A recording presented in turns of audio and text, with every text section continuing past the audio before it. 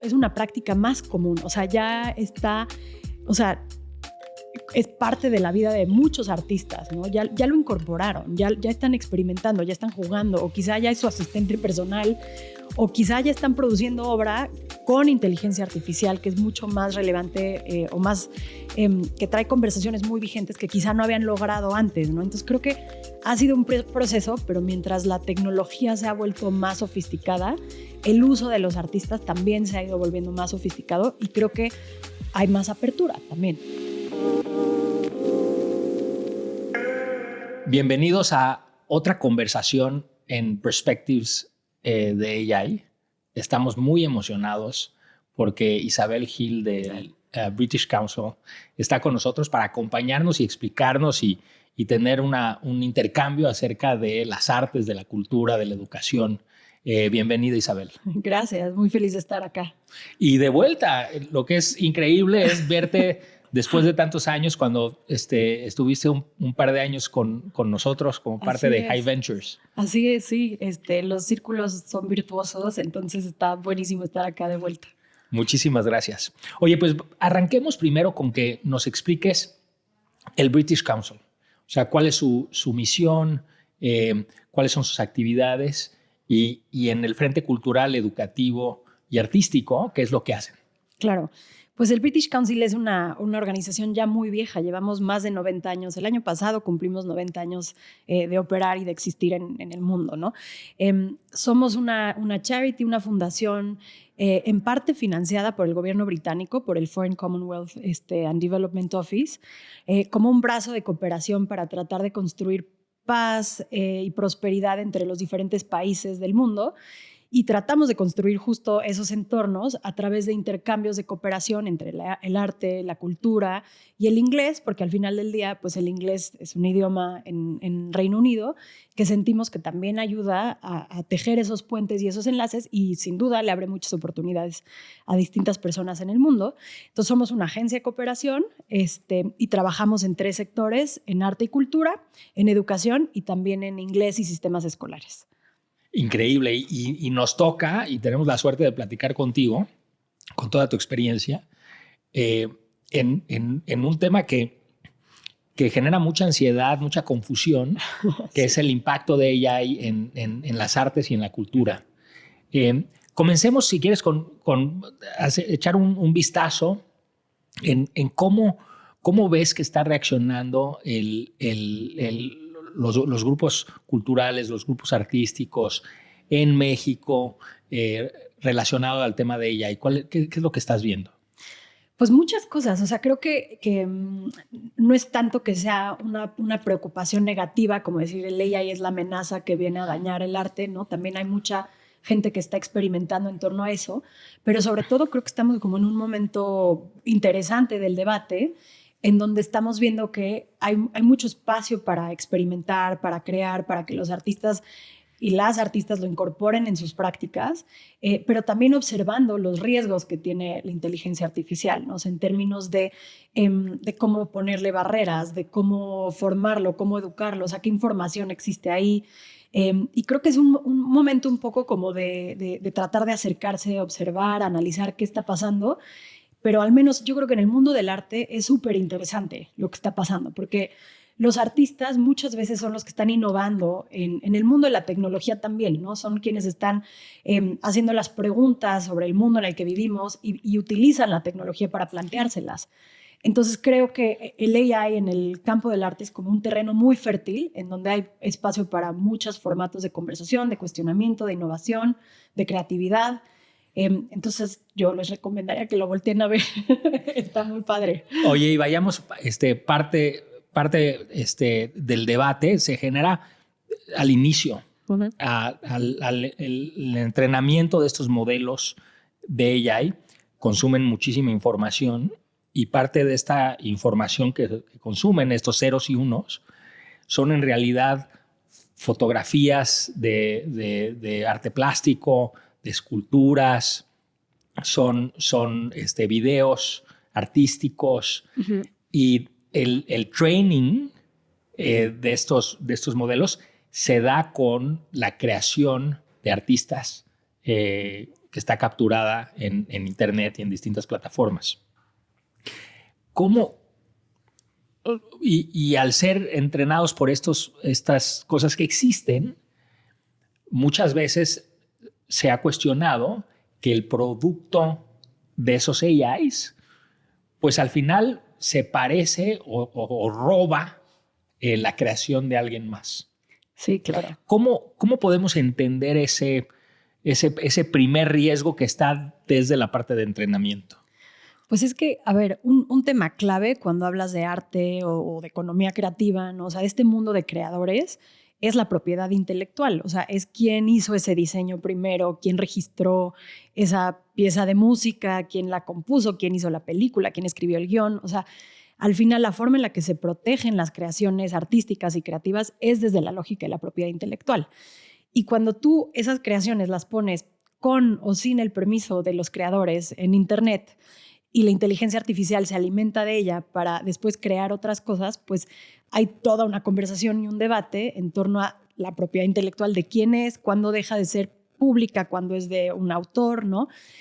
Si la persona, o sea, si están buscando esa información y tienen la autorización de ese autor, de ese artista, para que la inteligencia artificial la utilice para crear otra cosa, ¿no? Entonces, yo creo que es uno de los grandes debates. En sí, la propiedad intelectual es bastante cuestionada en el mundo del arte y la cultura, ¿no? Porque a veces hay propiedades colectivas, hay propiedades, o sea, milenarias, que vienen de culturas de antes, que se están transformando y retomando. Entonces, es ya como un terreno de muchas discusiones, y para mí la inteligencia artificial le pone una capa más, ¿no? En donde hay que observar por dónde iban esas discusiones, porque lo vuelve más urgente, pero también es como un espejo de la realidad, ¿no? Como están sucediendo todas estas discusiones de propiedad intelectual, pero ¿qué tanto importan o dónde están los límites o qué es realmente la propiedad intelectual y de qué la quieres proteger y defender? Y para mí la inteligencia artificial lo vuelve como más, o sea, le pone una lupa, pues, a esa conversación. Y entonces, a ver, han puesto las grandes empresas de AI han puesto algunas restricciones, y entonces ya no le puedes pedir o te restringe cuando le pides, oye, hazme esta ilustración como si lo hubiera hecho Frida Kahlo, o hazme este poema como si lo hubiera escrito Octavio Paz.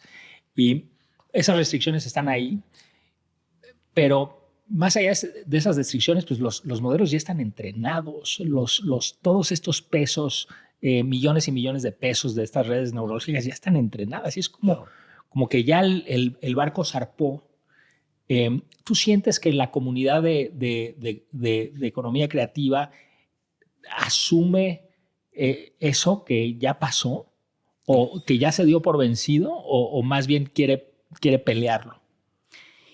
Es que yo creo que tienes que elegir las batallas que peleas, ¿no? Y enfocar tu esfuerzo a las que valen la pena, porque van a haber muchas que ya no puedes pelear. Y la cultura está siempre como en esos límites, ¿no? O sea, la cultura es parte, o sea, inherente de la vida de las personas. Nos formamos con la música que escuchas, con los libros que lees. O sea, no puedes separar quién eres, tu cerebro, no el de la inteligencia artificial, ¿no? Del consumo cultural que has tenido en la vida. Y para la inteligencia artificial, pues así es, ¿no? O sea, eso lo ha informado los estilos, las formas, los debates.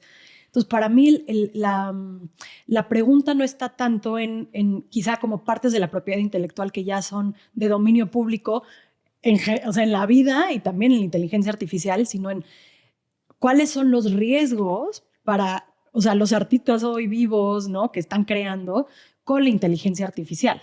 Y sí los hay en términos de propiedad intelectual. Si tú eres un artista activo, ¿no? Y que si alguien pone tu obra y la inteligencia artificial la usa para que alguien más, no sé, se pueda beneficiar económicamente de ella, o no sé, o cambie la intención de la obra, ¿no? Creo que hay más riesgos ahí que en propiedad intelectual, que ya es de dominio público. Entonces hay que elegir. Y tú dices, el artista debe de enfocarse más en lo que crean nuevo y proteger lo nuevo, ¿o? Yo creo que sí. O sea, yo creo que el artista tiene que formar parte ya de esa conversación. y cuestionarse, ¿no? O sea, si estoy abierto a cuáles son los límites para que se use y no se... Un poco como los Creative Commons, ¿no? O sea, si tú pones algo allá afuera para que alguien más lo use, puedes poner restricciones de qué te gustaría que funcione, qué no estás de acuerdo que funcione. Sin duda creo que es algo que es nuevo para los artistas, o sea, tienen que pensar en la propiedad intelectual, ¿no? De diferentes maneras, pero no creo que estaban ante este reto. Entonces eso plantea como toda una nueva forma de crear, pero también está todo el lado positivo, o sea, cómo ellos pueden utilizar la inteligencia artificial para eficientar procesos, o sea, como un ayudante, ¿no? De miles de maneras, en su misma obra. O sea, hay artistas que incorporan la inteligencia artificial a sus producciones. Entonces, creo que es un poco como de los dos mundos encontrar qué te funciona y llegar con una mente crítica e informada. Danos ejemplos de artistas que han apoyado o que ves allá afuera que están tomando un poco la vanguardia en esta ola. Un artista que creo que además resuena mucho porque es muy relevante en el mundo latinoamericano es Luis Kamnitzer, es un uruguayo, y es como de quienes empezaron el arte conceptual, ¿no? O sea, en los 60, en los 70 en Nueva York, y mucho de su obra gira en torno como a la pedagogía y la educación, y hoy de pronto se ha enfocado a trabajar con inteligencia artificial y a crear obras con inteligencia artificial. Y es interesantísimo porque de pronto, o sea, en su proceso de tratar de descubrir cómo trabaja con la inteligencia artificial, le empezó a pedir que replicara obras de Luis Kamnitzer, o sea, de él, ¿no? Para medir qué tanto tenía el AI la capacidad de hacer una obra, o sea, de autoría de AI, pero, o sea, que fuera algo que él hubiera hecho, ¿no? Claro. Y se sorprendió porque se dio cuenta que lo que creaba el AI era literal algo que cumplía con, o sea, toda la lógica de lo que él hubiera creado como artista, ¿no? Entonces dijo, esto está, o sea, supera todo lo que yo había pensado.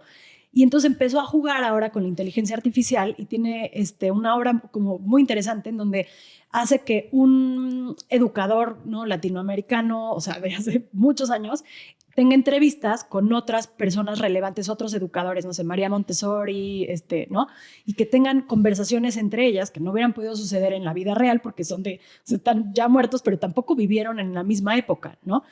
Y se dio cuenta que las entrevistas y los intercambios que tienen son reales, o sea, no son un invento, ¿no? O sea, realmente mantienen el tono, las preguntas, hay una conversación productiva y hay algo que nadie más podría recrear más que la inteligencia artificial, ¿no? O sea, nadie más tiene el poder. Y luego él tiene como un sentido del humor un poco oscuro e irónico y entonces luego coteja esas entrevistas y él le hace preguntas a mediums, ¿no? Que conectan con, no sé, el espíritu, ¿no? O sea, estas personas que ya murieron. Y luego se da cuenta que lo que las mediums le están diciendo es en efecto lo que la inteligencia artificial está arrojando, ¿no? Entonces, para él es darse cuenta del momento en el que ya estamos, o sea, en las artes, en el mundo. Y él es un artista que más bien se ha encargado o sea, a lo largo de su carrera, como de retar los límites, de empujar las fronteras, ¿no? De transgredirlos. Y él ahora piensa que más bien con la inteligencia artificial, los artistas tienen que poner límites, que eso es algo que no es característico de los artistas, ¿no? Entonces creo que está cambiando mucho la disciplina y la forma en la que los artistas se conciben en su práctica. Increíble. Y entonces es más que una colaboración entre un artista y un AI, es la colaboración entre un artista contemporáneo, hoy vivo, que puede hacer una colaboración con un artista que ya no está con nosotros, digamos, replicado por esta AI. Exacto. O dos que ya no están, o sea, él observarlo. Ajá. Y ver cómo dos personas que ya no están con nosotros hablan o sea, de 200 años de haber existido diferencia y cómo tienen conversaciones auténticas que es imposible replicar. Qué maravilla. Oye, ¿y qué has sentido? O sea, porque tú tienes conversaciones con artistas todo el tiempo y llevas años teniéndolas. ¿Sientes que hay una evolución de 2023 para acá? De la apertura, del uso. O sea, ¿qué notas en cuanto a la evolución en el tiempo? Yo creo que sí, o sea, yo creo que hace, o sea, no sé, 2023, ¿no? Pensando en esa fecha, había más resistencia y como que era algo que se venía o sea, venir, ¿no? Como que están las conversaciones, ya lo puedes usar, ya se lanzó, ya. Y quizá los que tienden más a trabajar en el mundo del arte con tecnologías estaban experimentando, pero la misma tecnología se ha ido desarrollando y volviendo más sofisticada, ¿no? Y yo creo que hoy ya es una práctica más común, o sea, ya está, o sea, es parte de la vida de muchos artistas, ¿no? Ya lo incorporaron, ya están experimentando, ya están jugando, o quizá ya es su asistente personal, o quizá ya están produciendo obra con inteligencia artificial, que es mucho más relevante o más, que trae conversaciones muy vigentes que quizá no habían logrado antes, ¿no? Entonces creo que ha sido un proceso, pero mientras la tecnología se ha vuelto más sofisticada, el uso de los artistas también se ha ido volviendo más sofisticado y creo que hay más apertura también. Oye, y hay este tema que platicábamos antes de esta conversación relacionado al acceso. Lo que sucede con la tecnología y con los efectos de red y la difusión tan rápida en medios sociales, es que el artista conocido, la artista conocida, se vuelve más conocida y usa esa plataforma para aprovechar esta ola. Y lo que se ha vuelto casi imposible o dificilísimo es penetrar y tener una audiencia. Uh-huh. ¿Cómo se trabaja eso? ¿Cómo lo has visto?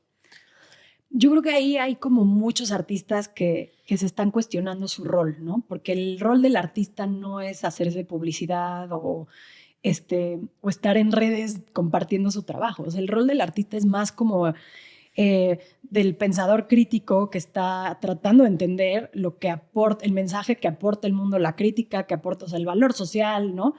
Y de pronto, pues esas dos cosas hacen como, o sea, chocan. Sin embargo, cada vez más los artistas necesitan encontrar una manera sana, sin que comprometa su obra y su trabajo, de existir en el medio público, en las redes, de tener esos diálogos, esos interlocutores. Pero creo que es como un momento de como incepción y resistencia y de cuestionamiento de en dónde pones la energía, hasta dónde. Y ahí quizá la inteligencia artificial será como una herramienta muy interesante en donde los artistas pueden enfocarse en una cosa mientras estás entrenando a alguien a que haga lo otro, que no es tu vocación, ¿no? Ahora, empujando un poquito sobre eso, o sea, los grandes artistas eran grandes marketers, ¿no? O sea, no Picasso era un extraordinario... Depende quién, yo creo, depende quién. Okay. Pero sí, o sea, claro, Picasso sí, o sea, muchos, claro, sí. O sea, ese músculo como que siempre ha sido utilizado, digamos, casi, o sea, el peso de la obra y de la importancia de la perspectiva, muchas veces suficiente para penetrar, pero otras veces el cuidado de la imagen personal y de lo que se proyecta y demás también se ha explotado, ¿no? Sí, totalmente. O sea, yo creo que depende mucho como en qué momento del arte, ¿no? Y con qué artista. O sea, sin duda, no sé, el pop art es un ejemplo clave de eso, sin duda, ¿no? Sí. Claro, sí. Oye, vayamos un poco al mundo de la música. En el mundo de la música hay un riesgo de sustitución. Uh-huh. O sea, tú, Isabel, has entrenado a tu Spotify desde hace muchos años. Exacto. Y ese Spotify pues, sabe muy bien lo que te gusta. Y podría crear música de cero, completamente sintética, sí, que te tendría muy contenta, quizás en momentos de introspección, en donde realmente escuchas la música y te la sientes y todo, ¿no? Pero en el día a día, cuando estás trabajando, haciendo deporte, etcétera, pues esta música sintética funcionaría. Claro. ¿Cuál es tu perspectiva a ese riesgo de reemplazo? Es que, o sea, no sé, es una pregunta muy interesante porque creo que como consumidora, pues, ¿cuál es el problema, no? O sea, como qué padre poder tener una música de fondo que me acompaña mientras hago ejercicio y yo no tengo que preocuparme por el playlist o si de repente me puso una cosa rarísima que no quería, ¿no? Para los artistas es un reto enorme, o sea, ya tenemos, no sé, el caso de Bad Bunny, que esta canción que hizo la inteligencia artificial, tal cual como si hubiera sido él y la gente pensaba que era él, no era él, ¿no? O sea, que es ya como muy fina y muy delgada la línea. Yo creo que es complejo.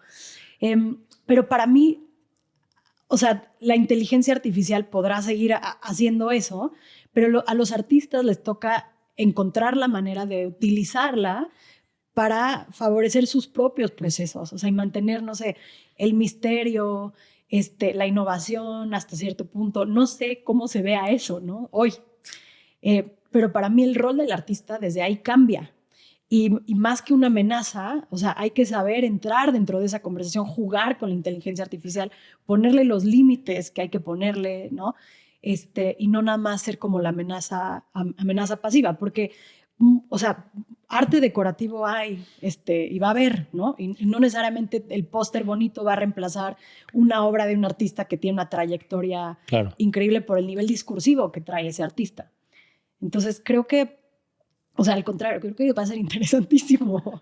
Sí, y quizás el hecho de que se produzca tanto con AI va a hacer que el scarcity de la obra de arte sea aún más potente, ¿no? Podría ser, claro, esto se hizo con manos es auténtico, humanos. Exacto. 100% auténtico. 100%, sí. 100% sin AI. Y por otro lado, pensarías que un AI quizás puede sacar mejores canciones que Bad Bunny, pero que Bad Bunny más AI, que es lo que estás diciendo. Exacto. Un Bad Bunny aumentado por AI, pues probablemente no. Sí, o sea, y hay artistas que ya están haciendo eso. Pensando en la música, está Reese One, que es un artista británico, que de hecho va a estar en el Festival Cervantino en octubre aquí en México, entonces, o sea, ya hay un vínculo por acá, ¿no? Ajá. Pero él es un artista neurodivergente y está interesadísimo en explorar cómo el AI potencializa su propia voz, ¿no? Entonces, él le está dando información al AI de su voz y el AI le replica con capas y capas y capas y capas y está logrando un sonido que él y ningún humano, o sea, físicamente podrían hacer. Y él compone música con la inteligencia artificial y logra algo que él no podría, ¿no? Entonces también hay artistas que lo están utilizando para como levantar sus capacidades, para mejorarlas, para... sí, o sea, y eso también pasa, y eso no le roba, ¿no? Le suma valor, al contrario. Oye, ¿sientes que, no sé si puedas hacer este contraste, pero sientes que los artistas en Latinoamérica, las mentes creativas en Latinoamérica estamos al día, estamos yendo tan rápido como el resto del mundo, nos estamos quedando atrás? Es que yo creo que quizá, no sé, yo creo que hay conversaciones como colectivas muy interesantes que están pasando en otras partes del mundo, ¿no? Por ejemplo, artistas en Reino Unido, en Alemania, que están utilizando la inteligencia artificial para enseñar por qué es importante tener estructuras de gobernanza más sofisticadas, ¿no? Entonces hay niveles de la conversación así. O sea, pienso en unos artistas alemanes que replican un coro, o sea, un coro humano, entonces graban voces de diferentes coros y después crean un coro con la inteligencia artificial, pero bueno, como en un coro necesitas esta gobernanza de quién canta cuándo y quién lo dirige, ¿no? Si no, no funciona, o sea, en una orquesta o en un... Entonces están utilizando la inteligencia artificial para generar ese tipo de reflexiones para la tecnología, pero para el mundo, ¿no? Y en América Latina, yo creo que quizá, o sea, pensando en lo que está haciendo Kemnitzer, que me parece como muy innovador, es mucho más hacia las pedagogías, hacia la educación, hacia cómo nos estamos formando, hacia cómo la inteligencia artificial puede ayudar a democratizar ciertas cosas, a tirar ciertas barreras, a darle más peso y más valor al arte en la educación, en otros sectores, ¿no? En donde de repente parece como algo externo, ¿no? Como muy ajeno. Entonces creo que los contextos informan. Entonces no sé si es más avanzada o menos avanzada, pero creo que es diferente. Oye, y hablando de educación, ¿cuáles son los cambios que vienen? Porque ustedes tienen un liderazgo que implica que nos muestran hacia dónde ir y que con sus presupuestos y sus iniciativas señalan cuáles son los caminos. ¿Qué es lo que ves en el campo de la educación, ya sea artística o no, que está pasando en temas de AI? O sea, creo que un tema es el tema de acceso, de inclusión, de diversidad, de equidad, porque la inteligencia artificial, si bien es una herramienta que todos, o sea, hasta cierto punto, si pagas la suscripción o no, no puedes usar, si tienes acceso a la tecnología, ¿no? También tiene el potencial de generar todavía más disparidades. Porque, bueno, quien informa la inteligencia artificial pues, tiene un perfil, ¿no? En Silicon Valley, como muy específico. No toda la información del arte y la cultura en el mundo existe en Internet y está bien, ¿no? Entonces creo que hay que observar un poco eso porque hay que asegurarnos de que estas tecnologías también estén generando oportunidades para personas que tienen no sé, antecedentes, formaciones distintas, que vienen de otros países, de otras situaciones económicas, de género. Entonces, creo que uno de los retos es ese. O sea, cómo hacerle para que el AI no beneficie más a ciertos artistas con ciertos perfiles y deje a otros fuera. El primer sesgo es el inglés, ¿no? O sea, de entrada, el primer sesgo es el inglés. Exacto. Entonces, el 60 o 70% de la información de entrenamiento es en inglés. Así es. Y entonces en inglés, y todos lo probamos, ¿no? Es claro, sí. perfecto en inglés y luego lo vamos al español un poquito menos perfecto y te vas a idiomas menos preponderantes y es un poquito peor hasta llegar a idiomas que no entienden, no hablan, que no existen en esos espacios. Y eso quizás acelere el rezago y la pérdida quizás de esos, así es, de esos idiomas. ¿Y cuáles son las iniciativas que ves, ya sea del lado de British Council o del lado de política pública, que buscan cuidar esos sesgos y esos posibles riesgos? Pues hablando de lenguas y de idiomas, creo que en México hay iniciativas muy interesantes, por ejemplo, de las comunidades o los pueblos originarios de entrenar al AI en esos idiomas, ¿no? En tzotzil, en maya, en náhuatl. Y es un poco la fuerza de resistencia, ¿no? Porque es una tecnología que se desarrolla en una parte de la geografía global con ciertos intereses, ¿no? Y de repente lo que toca es alimentarla también de otras realidades. Y para mí esas como voces o fuerzas de resistencia son las interesantes y son las que hay que empujar y hay que impulsar porque es lo que nos ayudará, o sea, el AI no lo vamos a parar, ¿no? Pero lo que nos ayudará a tenerlo más diverso, más informado, más complejo y que no sean voces limitadas las que lo informan. Y entonces, ¿y hay iniciativas de entrenarlas? O sea, ¿cómo se entrena concretamente? Hay iniciativas, exacto. No me ha tocado trabajar directamente con ellas, pero sé que hay grupos de comunidades de pueblos originarios que están muy organizados y que las entrenan y suben poesías en sus lenguas y en sus idiomas y películas y contenidos y tradiciones. Entonces no es nada más lo que existen culturas, no sé, más globalizadas, sino estas otras culturas ancestrales además que tienen muchísimo conocimiento, muchísima inteligencia, o sea, en muchos campos, subir esa información a estos espacios para balancearlo, ¿no? Como claro. Un poco. Y eso es a su vez lo que va a enriquecer la conversación de las industrias creativas con los AIs, claro, localizándolas un poco, ¿no? Porque al final la fuerza de creación latinoamericana pues tiene que ver con esos orígenes. Tiene que ver con esos orígenes y creo que es una oportunidad también muy padre porque si de alguna manera como que, no sé, en arte y cultura la conversación había estado muy focalizada al norte global, ahora hay muchas oportunidades y hay huecos para que el sur global aporte a esas conversaciones. Y está sucediendo en la política cultural, ¿no? Porque los derechos culturales, el rescate de todas estas tradiciones de los pueblos originarios, esa conversación está sucediendo en el sur, no está sucediendo en el norte. Y el potencial de alimentar la inteligencia artificial con toda esa inteligencia, ¿no? Como que quiero pensar, porque somos optimistas, lo dijimos al principio, que es también una posibilidad para, no sé, informar un poco más esa balanza y equilibrar esas estructuras de poder. Claro.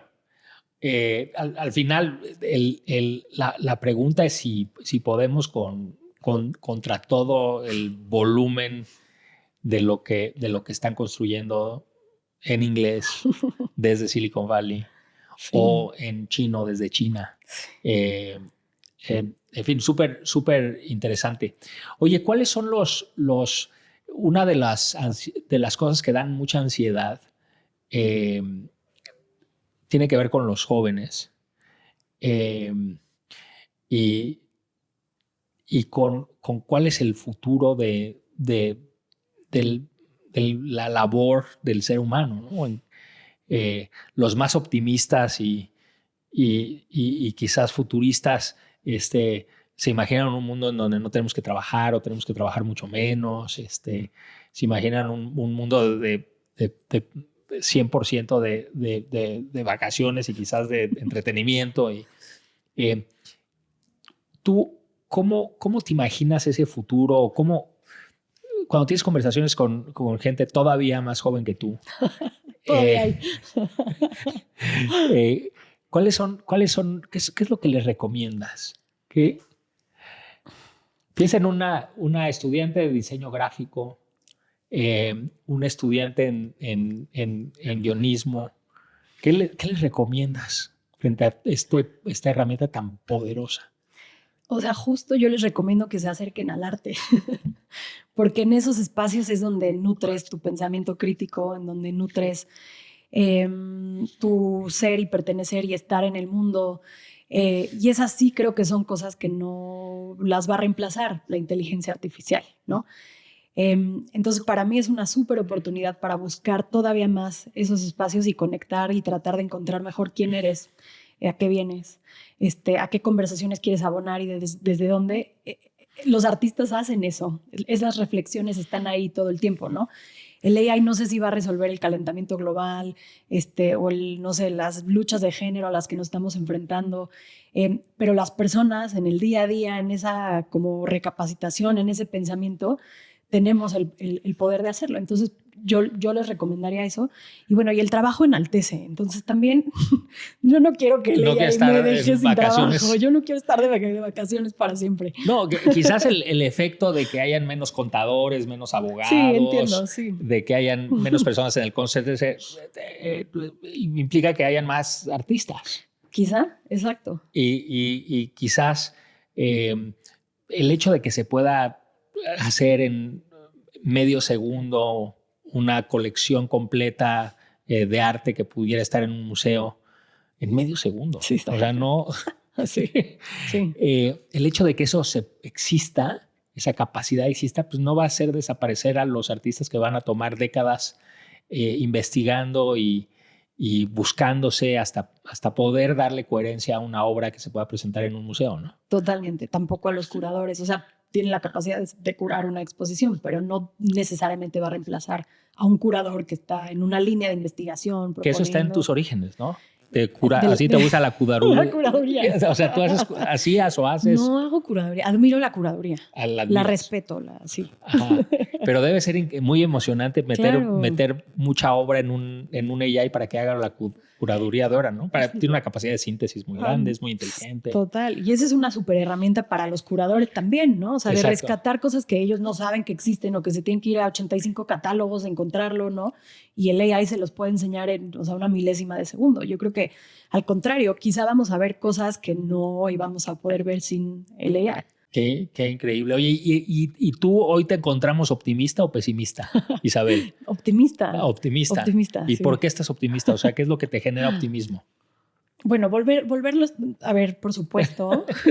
Eso me genera optimismo. Pero yo creo que también como que el optimismo es una decisión de vida y entonces decides de qué lado estás o sea, vivimos en un mundo muy complejo y muy difícil y muy violento, no lo niego para nada.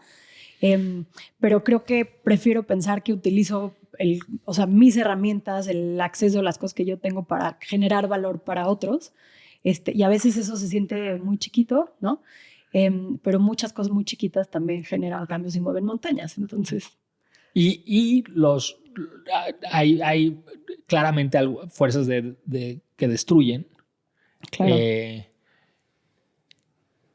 Que usan y usarán estas herramientas. Uh-huh. Las que construyen tienen que usar estas mismas herramientas, ¿no? Es inevitable. Es inevitable. O sea, claro que me da miedo Elon Musk alimentando su inteligencia artificial. Claro que me da miedo.